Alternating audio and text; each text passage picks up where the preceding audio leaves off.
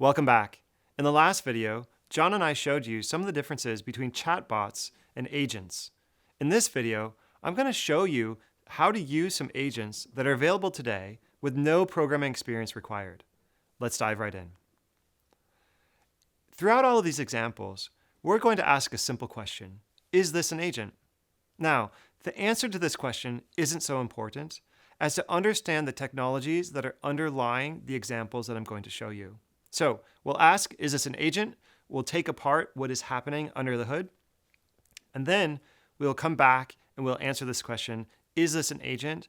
In order to give you an understanding of how agents work in 2025. All right, here's our first example.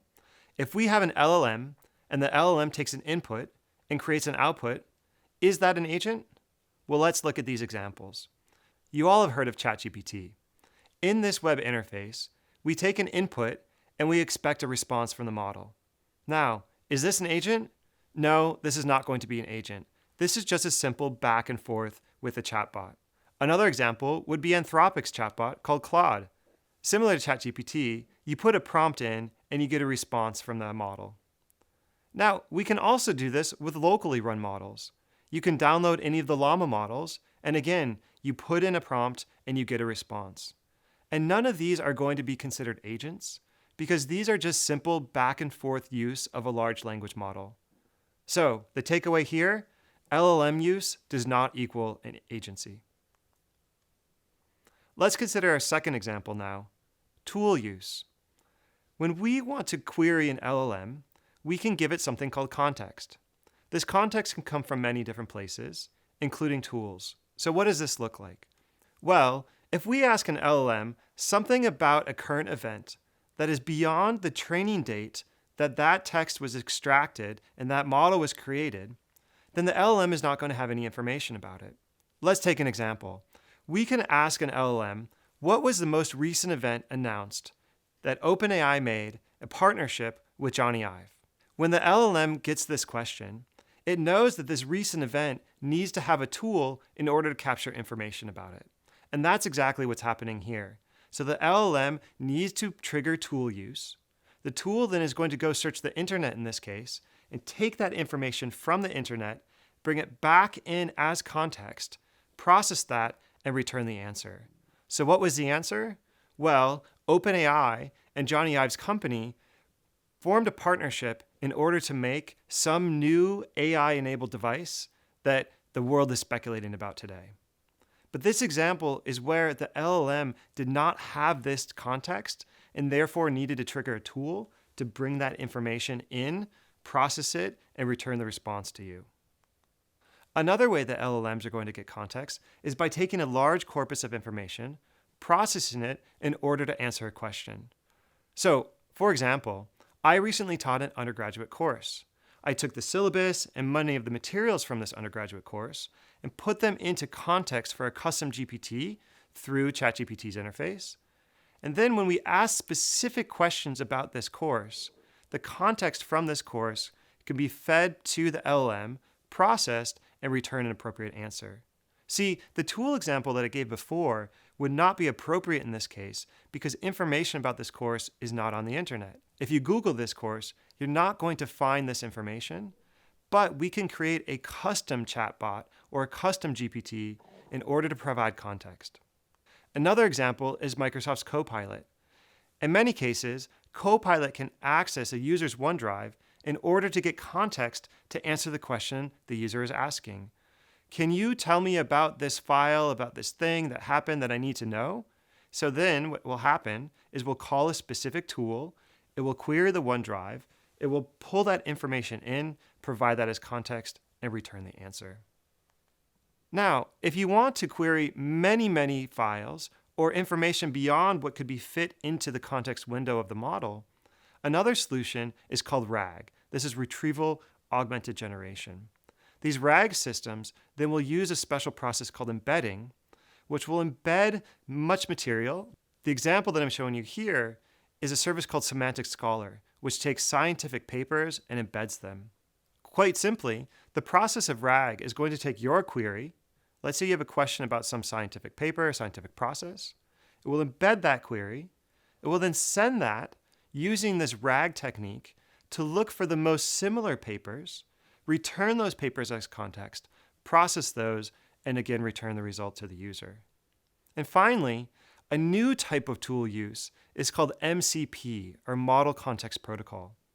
This is a special type of tool that LLMs can use to call other tools or other APIs or other services in a standardized way. So MCP is essentially a special type of tool use that allows LLMs to use many tools beyond the ones that developers are building into their software. In each of these examples, we talked about how tool use, many different types of tools, can be used to bring context into the model.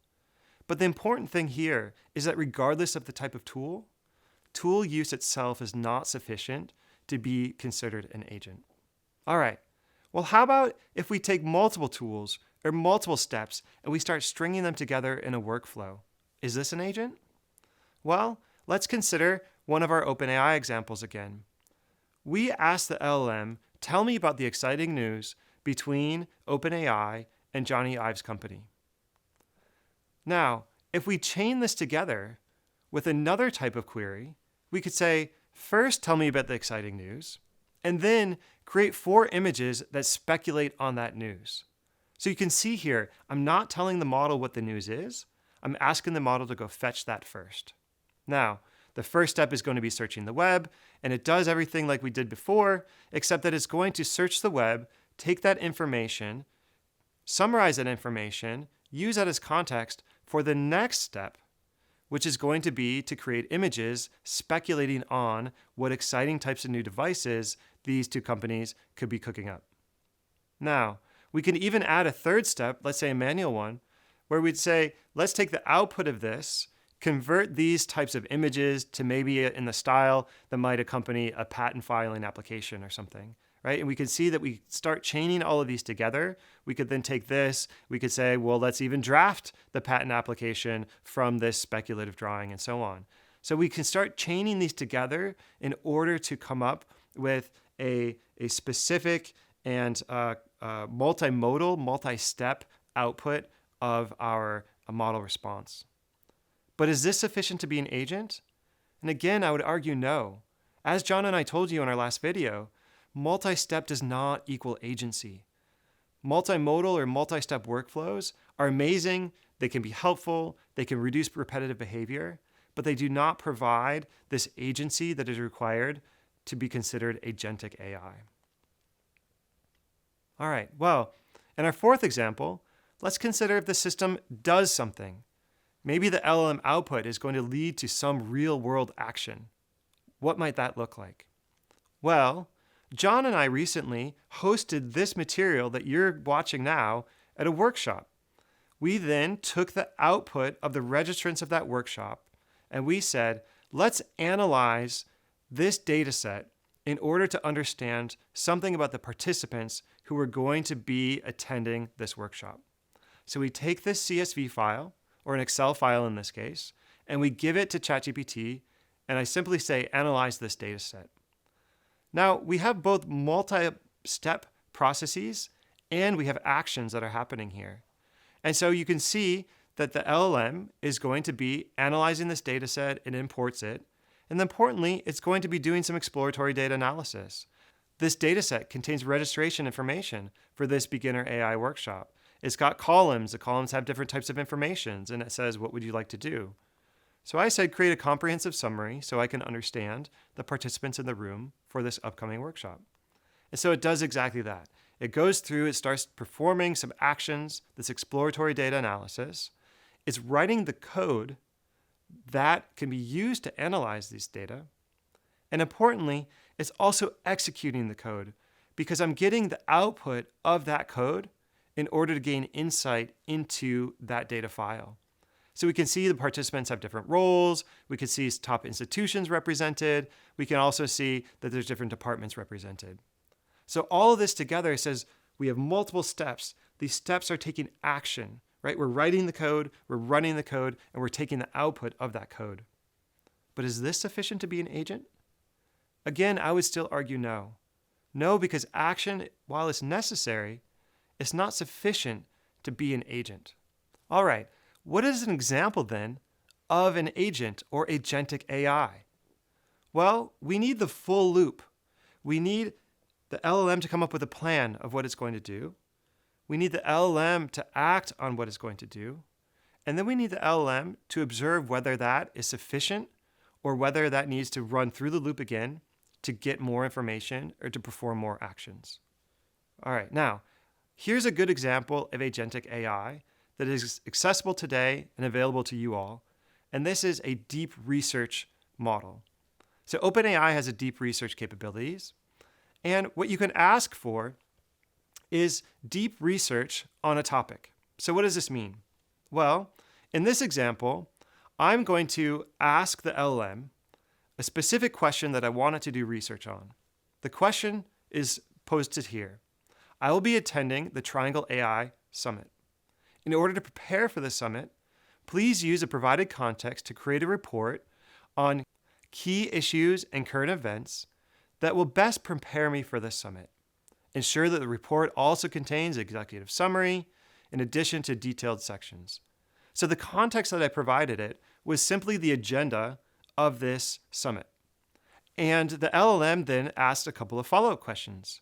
To best tailor your preparation report, could you please share a couple of details? So I share them in this persona.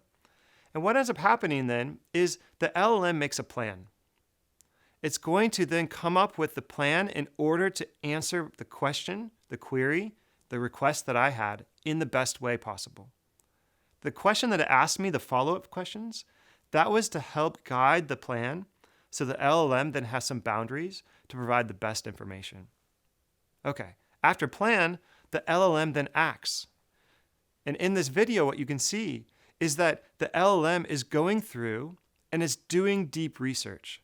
It is going to do a query, will fetch that query, it will take that query in and process it.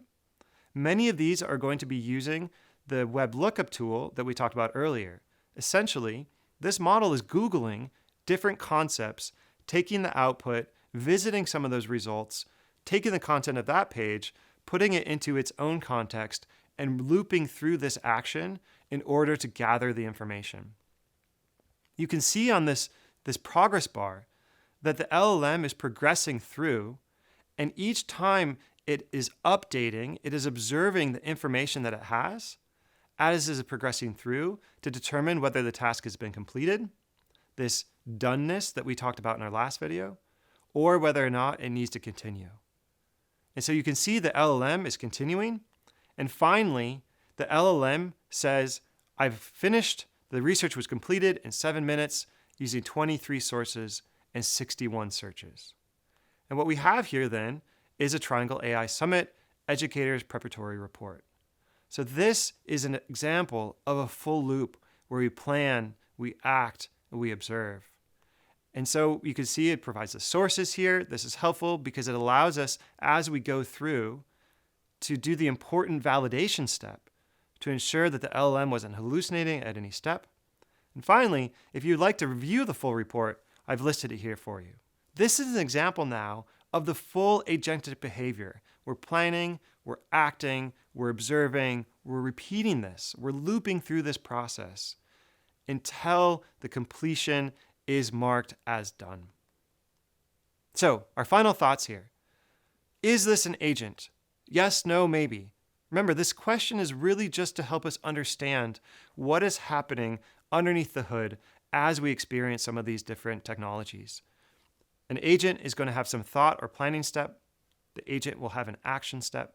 And the agent will have some observation step that will loop through that behavior until it is finished. So with that, with some of these simple examples, the challenge now is for you to go and explore some of these agentic behaviors and see what sorts of things you can build.